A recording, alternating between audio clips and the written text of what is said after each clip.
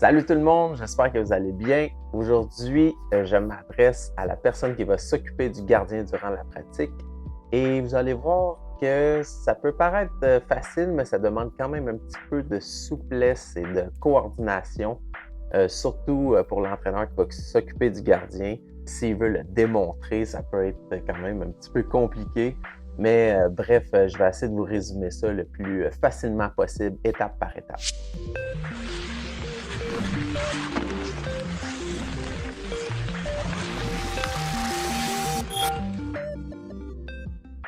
Alors souvent, à un bas âge, les jeunes vont se retrouver sur les fesses après un arrêt et ils vont commencer à bouger par terre et ça devient très complexe. Alors on va essayer de rendre ça super facile. On ne veut pas que le gardien se retrouve dos au jeu parce qu'il y a ses grosses jambières, son gros équipement et c'est pas facile de se relever. On veut toujours qu'il fasse face au jeu. Donc, je vais vous montrer ça en 3 étapes. Donc, la plupart du temps, ce qu'on va voir, c'est que le gardien se retrouve sur les fesses et il va tourner dos au jeu pour pouvoir se le relever à 4 pattes.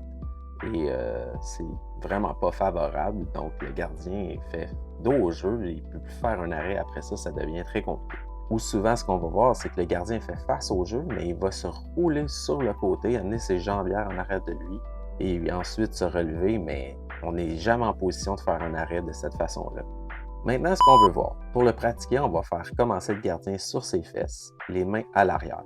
On va lui demander de mettre son bloqueur sur son genou, rentrer la même jambière et puis ensuite pousser avec sa main en tournant ses orteils vers le ciel. OK, vas-y rapidement. Le plus vite que tu peux, finis en papillon. Good, parfait.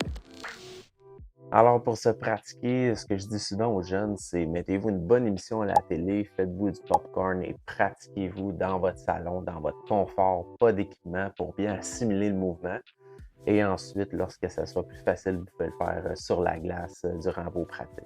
Parce que habituellement, à moins que le gardien soit super souple, les gardiens ne vont pas le réussir la première fois sur la glace avec leur équipement. Alors, faites-le chez vous, pas d'équipement, pour bien comprendre la mécanique du mouvement. Alors, c'était une capsule toute simple aujourd'hui. Je vous recommande de la pratiquer avant de la démontrer sur la glace. Et on se revoit très bientôt dans une autre capsule. Alors, attention à vous et on se revoit très bientôt. Et n'oubliez pas d'inclure vos gardiens dans vos pratiques. Merci, salut!